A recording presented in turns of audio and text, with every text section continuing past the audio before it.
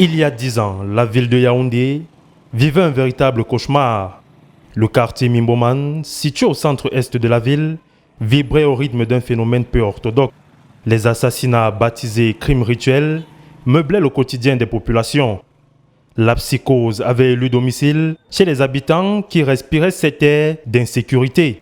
Interroger l'histoire du quartier Mimboman, c'est questionner l'origine de ces crimes. Je n'ai jamais vu une famille qui pleure, qui a eu quelqu'un qui a été assassiné dans cette famille-là à Mimboman. Cependant, on trouvait les cadavres à Mimboman. La question, d'où venaient ces cadavres? Certainement de Mimboman. Ça venait d'ailleurs qu'on venait jeter à Mimboman. C'est vrai aussi, il y a 10 ans, Mimboman était très enclavé. Maintenant, ça l'est moins. Et on n'en parle plus. Cela veut dire que quoi? Le désenclavement a mis fin à ce phénomène. Au demeurant, le quartier Mimboman n'est pas encore sorti de l'auberge. Des actes de vandalisme restent à l'ordre du jour.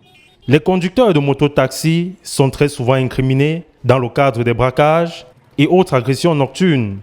Face à ces accusations parfois non fondées, certains essayent de se dédouaner. Ceux qui arrachent les motos et ceux qui font l'insécurité avec les motos ne sont pas les bensikinaires.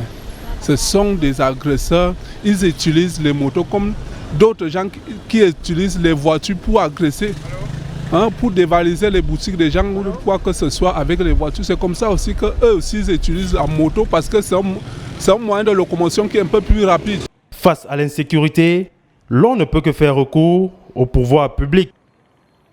Comme je l'ai dit, je suis citoyen camerounais à 100%. Et j'ai un gouvernement qui est censé assurer ma sécurité.